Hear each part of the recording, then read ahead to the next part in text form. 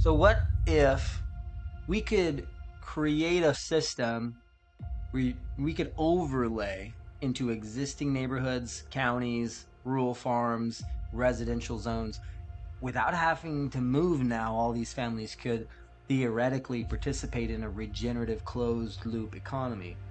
And what if their individual properties of small and larger scales could all inherit this larger umbrella of a regenerative movement, a permaculture community, a community rooted in food, water, shelter, and surplus at home, creating economic certainty and food sovereignty for the people? What if permaculture design was the path to getting that accomplished now in our generation so that our kids didn't have to fight the wars of their fathers?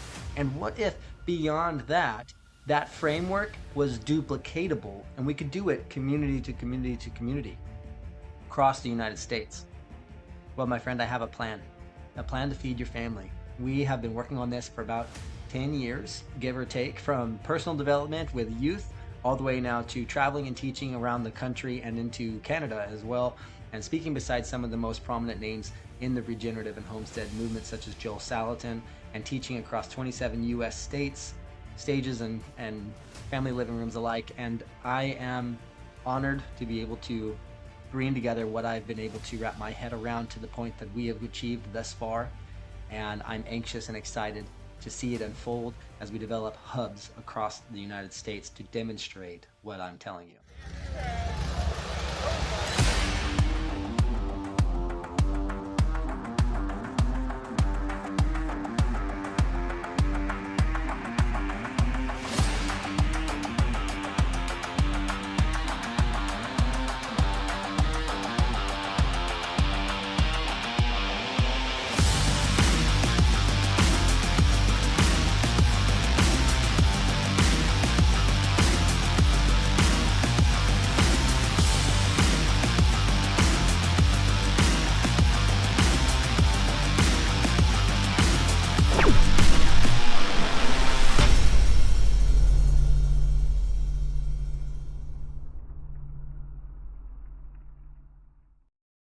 Good morning, guys. Jamon here. I'm going to give you just a quick download on how the Independent American Gardener Program views permaculture design. Why do we say TIAG? And when I'm talking about personal development all the time, and also permaculture and regenerative land projects, what is the combination? How does this all come together? So we have this fun little intro graphic here. It's just a PDF we can send you. We send out with all of our packets and attendee programs and things for events. And it just helps guide you through a little bit of the understanding and clarity on how we view permaculture and then how we apply that to the world in what we're doing with our mission. And, our emergency preparedness kind of philosophy and our personal development philosophy and the closed loop economy philosophy and all of the ways that permaculture can complement these things into becoming the how that we bring all that about, and also develop communities in a sense of empowerment and self-preservation and have a moral, ethical self-mastery in that scale as well. So there's a lot that goes into that. So how do we term that? How do we look at permaculture? You'll notice that if you're somebody who has dove into permaculture at all, there's some woo-woo stuff. Like, there's some stuff that is like really off the rocker.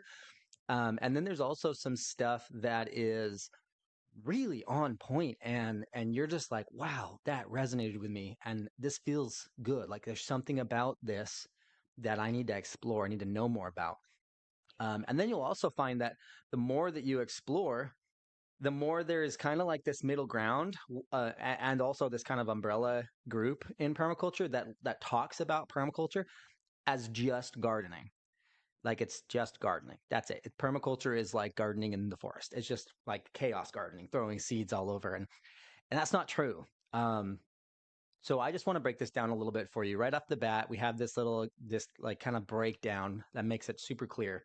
So we look at permaculture as permaculture development, permaculture and personal development combined. We are helping families across America achieve total self-sufficiency through permaculture design and personal development. The purpose of that is to achieve the process of developing for yourself through our frameworks, resilient families, regenerative communities, and making your homes a haven. Your home should be a haven from the world. Your life and your self mastery level should be happy, joyful, not fearful of the future.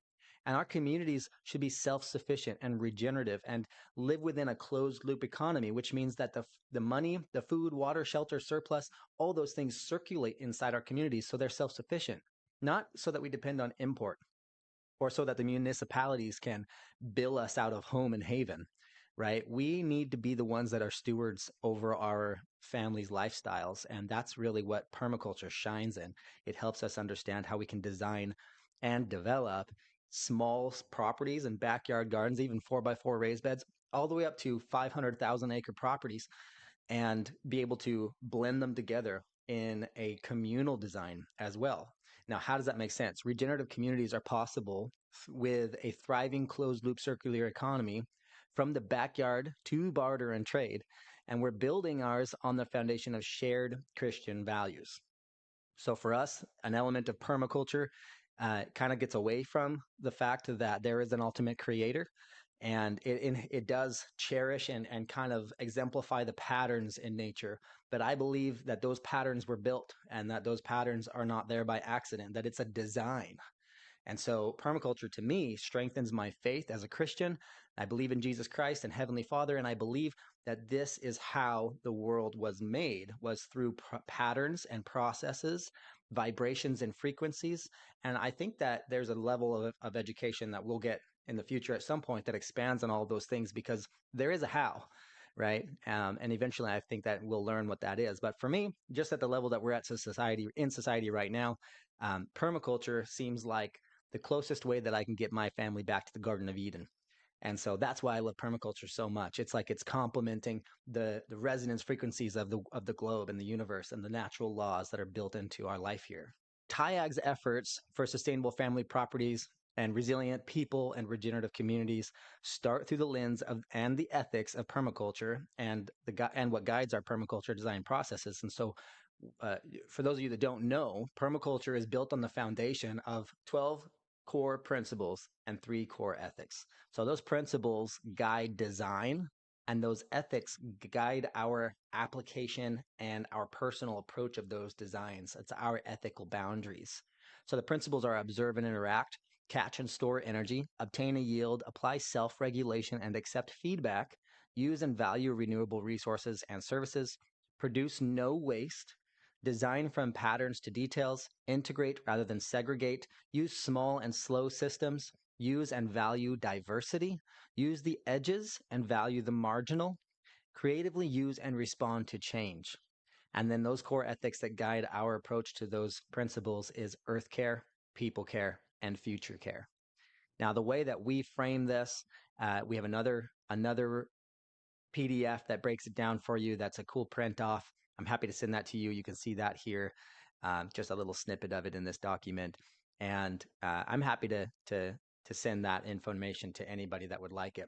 Now, our methods, an education and family-centered approach and operating philosophies are rooted in the self-mastery that I come from, the personal development world that I come from.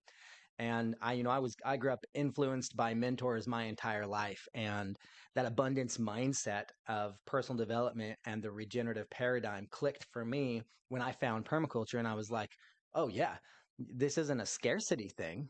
Permaculture ultimately in the beginning, I think, was rooted largely in solving the problems of the world that exist, the world's greatest problems, because when you look at what's happening, it is scary. It is actually really dire. There are severe problems that are facing the world and our future generations in everything from scarcity to wars and plagues and social economic issues and geopolitical issues, and then all the way down to the actual planet itself.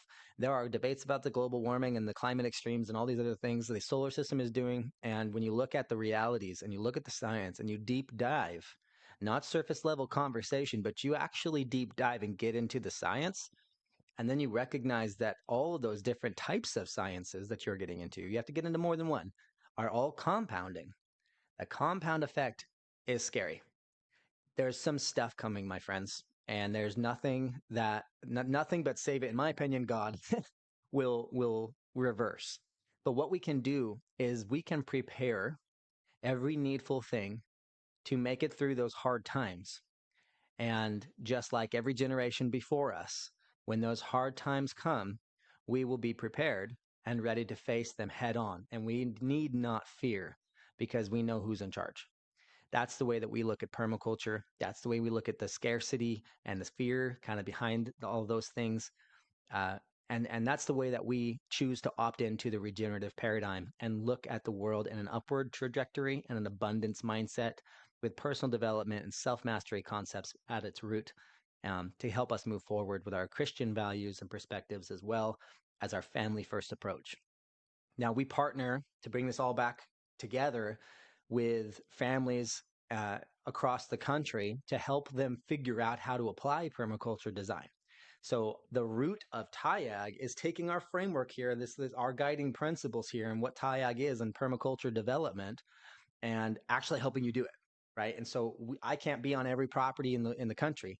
What I can do though is I can partner with professionals and other certified designers who align with our concept and get them onto those properties. And not everybody shares the same beliefs as me, but certified permaculture designers can design a property. Engineers can get into the structural aspects and the GIS softwares, right? We can get on the ground. We just need to do it collaboratively. So I'm a firm believer in educated collaborative action. That's how we make the independent American gardener vision for self-sufficient communities across the country a reality. Now, part of the personal development background that I come from taught me a long time ago that thoughts become emotions, and those emotions become the actions that we perform in the world. And those actions we perform give us the results in the life that we're experiencing. And so ultimately, everything around us is created by us, which is a wild concept. And so I believe that we can bring all this together and fulfill our mission for families across America with a food forest in every yard and a mentor in every home and a hive trap in every tree and a regenerative community in every county. And I believe that we can do this by our example. Now, like I said, we partner with on behalf of families for permaculture designs made by professionals in their fields. And so I don't do everything myself anymore. In the beginning, 7 years ago when we started doing permaculture designs for families, based on our own experience and our own food forest projects and gardens. And then my background in construction and greenhouse development and homesteading, I ended up kind of overwhelming myself, doing everything myself, trying to help everybody that I could because I saw the greater vision. And so I quickly learned the power of collaborative, autonomous action. And so we are initiative driven. We invite people to get involved. We create the structure that they can get involved with. And then we climb that ladder to Haven one step at a time with each other. So this is all made possible. This vision for America of self-sufficient communities is made possible through the Independent American Gardener Program. Now, we have a membership community that finances all of this, and our model is really cool financially. So it goes, members come into the community and pay their monthly dues. Those monthly dues then are distributed to core elements inside the community. Those core elements then distribute them back again to other core elements inside the community. And the vast majority of those financial buckets is actually then turned back into the communities themselves across the country to help build, design, and educate communities. So we are a circular economy in our organization in the way that finances flow.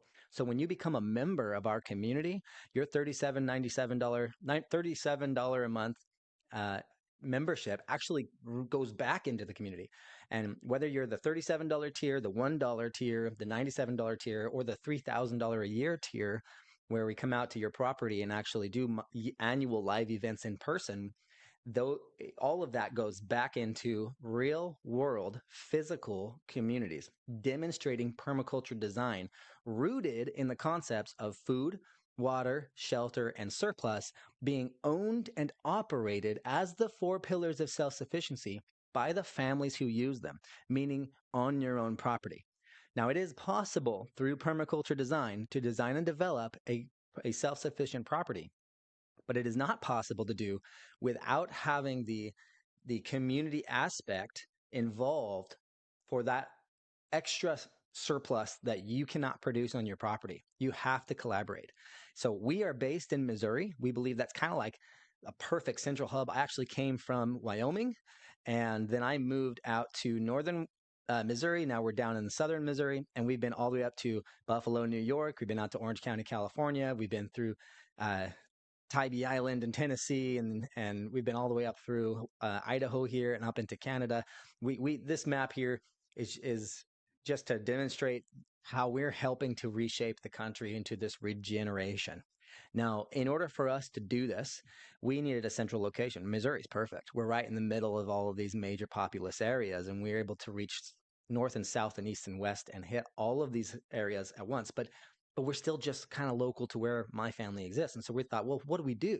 How do we make that a reality? Well, through the Independent American Gardener Community Program, the finances that come in through the membership tiers can actually be redistributed to create what we call hubs, permaculture hubs, demonstration properties that make this concept of the 4 pillars of self-sufficiency and then the 4 cornerstones of the TIAG community model a living, breathing, well-oiled machine that local communities can leverage and learn from and come and attend.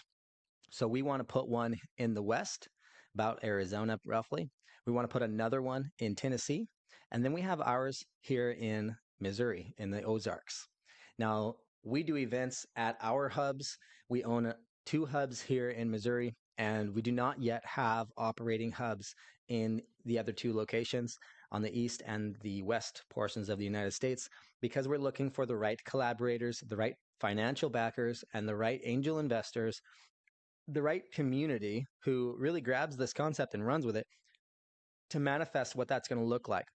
Because these hubs need to be owned and operated by the families who control them and who use them and need them. Our goal is not to create this national web that is solely and completely dependent on TIAG. What we want to do is we want to actually remove ourselves from it. After we have created this unified system of TIAG, the Independent American Gardening Communities across the country, with hub demonstrations in the rural, urban, and commercial scales in one community, and then dotted in every community across the country, our vision is actually to remove ourselves from it and just live within it like normal people. Our goal is to create autonomy and automation and self-sufficient systems through regenerative design. And that means also the way that our organization has to operate and the way that these communities can detach and basically disconnect the cord from the mother and be able to operate independently like their own living, breathing beings.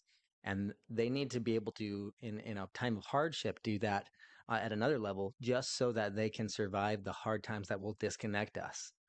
And that's really where we're trying to take this. We're creating family safe havens for a collective continent-wide paradise. It's going to reshape America. And we're going to do that one community at a time through permaculture development. And it starts in the living room. Now, there's a few ways you can get involved, and there's some ecosystems to how we make this work.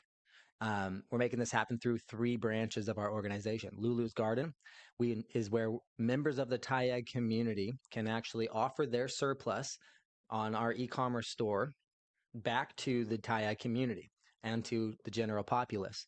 So now we're helping small family businesses get more business. We'll do group buys and drop ship directly from that small family business to existing community hubs. Now, in the terms of redistribution at this capacity, it's very normal marketing. It's just retail operation. Lulu's Garden's an e-commerce store, and our suppliers are independent families with their businesses. Now, on another scale, what this is it's helping to create another level of circular economy inside the TIAG community movement. Our TIAG community members automatically get 10% off of the surplus that moves through Lulu's Garden with their active subscription to the Independent American Gardener Community Program. Now, another level is Haven Permaculture LLC. That's my personal design firm, and how we communicate and collaborate with professionals across North America and globally to be able to bring high-level education and mentorship into the home. Now, families have access to certified permaculture designers regenerative mentors, and educational material in digital and physical concepts. Now, we can also do live permaculture events, community gatherings under the TIAG banner, and we can do live workshops, hands-on, building your property in your home in real time with your community in your backyard or on your farms or in your community centers. And we've been doing this for the last 4 years very successfully.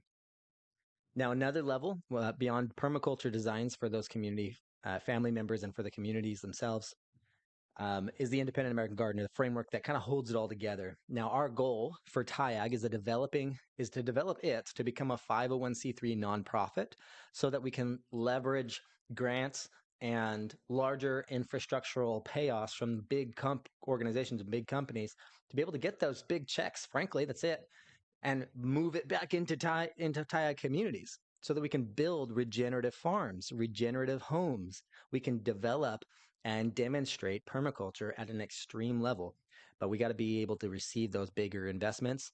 And we have been through quite a lot of thought to figure out exactly how do we want to do this. And we believe that a 501c3 nonprofit is going to be the way to make it realistic.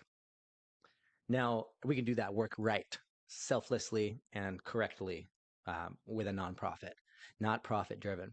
Now, these two for-profit entities, Lulu's Garden and Haven Permaculture, will feed the financial demands of our nonprofit, of the Independent American Gardener, and then, of course, the private membership community as well. So we have a structure for how we finance this, again, with external import financially that then adds into our economy circularly and goes back again to our community members. So we're hitting this on every angle we possibly can to make this a reality. And we're bringing in as much help and professional support as we can to extend our team, getting into everything from natural beekeeping to surplus production to food forests to regenerative grazing patterns and agroforestry systems to even cob homes and earth and building. Now, as I said in the past, we have personal development as a root. And beyond personal development is permaculture design. And beyond permaculture design is closed loop economies. One of the best graphics I've ever seen and the best breakdowns of closed loop economies I've ever found is from the Ellen MacArthur Foundation. So I included their public domain example, and I linked it here in the PDF directly to their website. All credit goes to them for this graphic here at the bottom. Now, they know what they're talking about. The Ellen MacArthur Foundation has spent eons figuring this out and honing it in to be able to circulate industrial aspects and biological aspects of a closed loop economy. So our goal ultimately is to rope them in and to have them help us make this a reality. And I'll just be totally transparent with you right now. We're not to that point, but that's where we're going. Now, the circular economy aspect is based on 3 principles driven by design: eliminate waste and pollution, circulate products and materials at their highest value, and regenerate nature. That's the way that we look at circular economies in TIAG. It is underpinned by a transition to renewable energy and materials. Now, in our current economy, we take materials from the earth, make products from them, and eventually throw them away as waste. And the process is kind of linear. So in a circular economy, by contrast, we stop waste being produced in the first place completely. And that waste is valued in permaculture design. So we call to action you and your family and your community. We need your help to bring this ambitious mission to life. We have started what we call the Haven Initiative. That is the lowest tier, just a $1. Take the initiative. Take the initiative. We need you to contribute because there's something that happens in the give and the take, right? The give and receive cycle. And if we just gave this to you all for free, you would not value it. But if you contribute even $1, it says to you subconsciously, this is where we come from in the personal development world, right? It says to you subconsciously, oh, I've sacrificed for this. Now I'm interested, right? So just $1 and you can take the initiative with us. Once you've taken the initiative, it'll open the doors for you in our private membership community to begin absorbing information on a very basic, minimal level.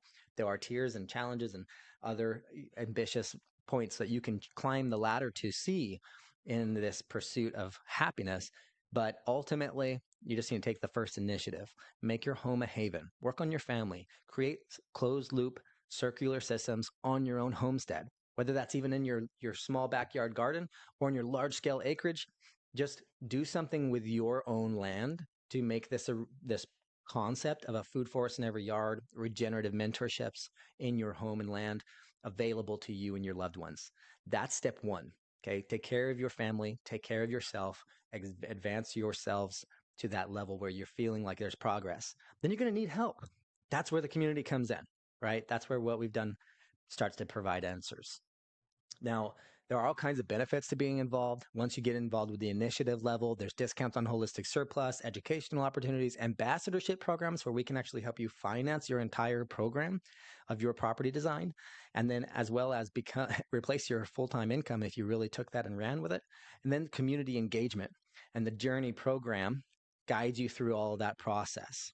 And we're going to rope your community into it so that at the end, you've got the tackle box, you've got the fishing pole, and then we give you the walkie-talkie that you can reach out to us as soon as you need.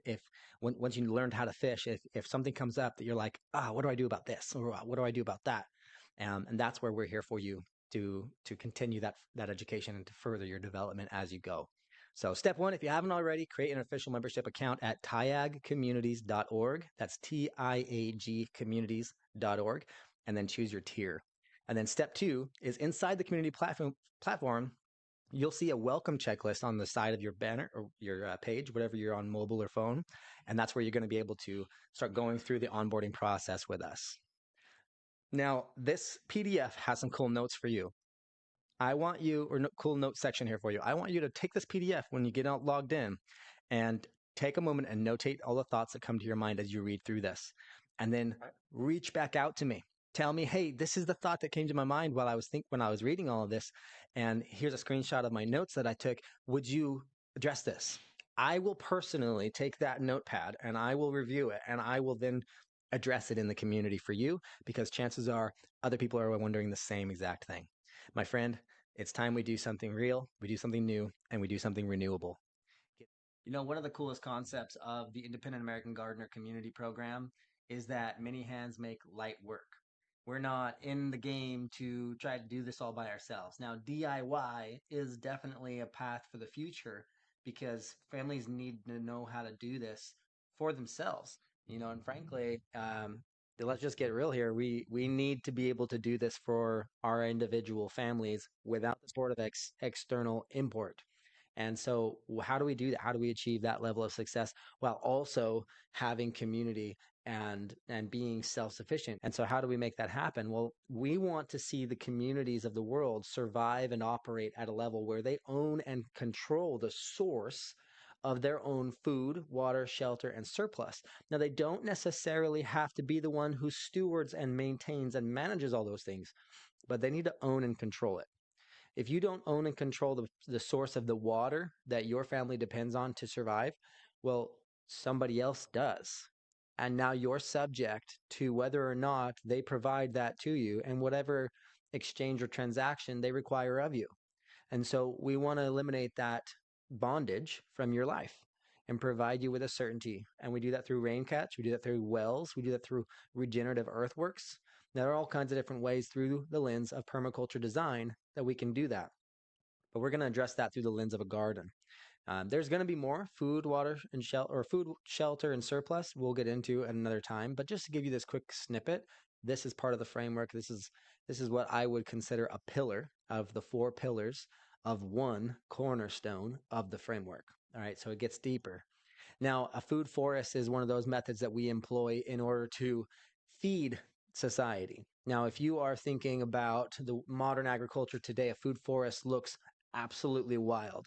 Now, I know from my experience of growing up and what I was raised with, you know, you'd rototill the aisles and it was a lot of work. And you go back in time to World War II with the Victory Gardens, and it was intensive to try to maintain a family food supply. And frankly, it was almost out of desperation. But prior to mainstream agriculture, which is really only about 200 years old, what do you think people did?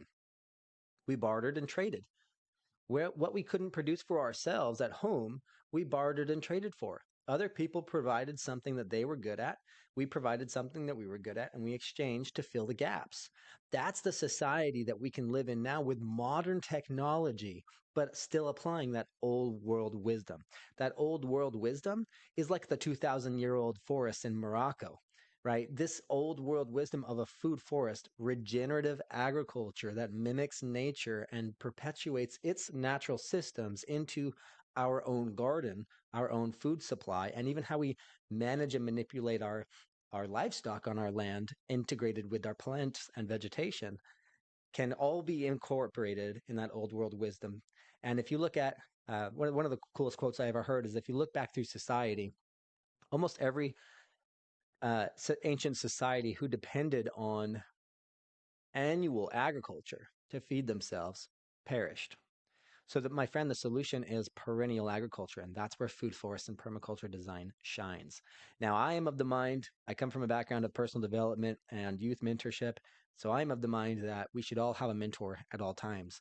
Now, I believe that it would be a beautiful world if in every home we had a certified herbalist, a certified permaculture designer, or if even there was a curriculum where homeschool was the foundation, maybe not for everybody as the course and path for you, but the foundation of education in the home, and so that our kids and our youth could grow up with being taught how to think for themselves, not what to think.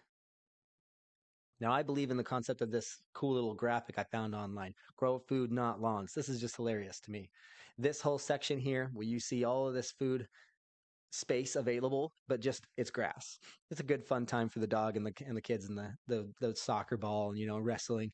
But when we're living in a world where we're in that bondage I was talking about earlier, we've created a acceptance in society to something that costs money to maintain and something that forces us labor. And we could just let nature thrive, do what it does with regenerative systems, pulling out the briars and the thorns and putting in a productive species to feed our family, bring in home health care, and produce a surplus from within the bounds of our own land.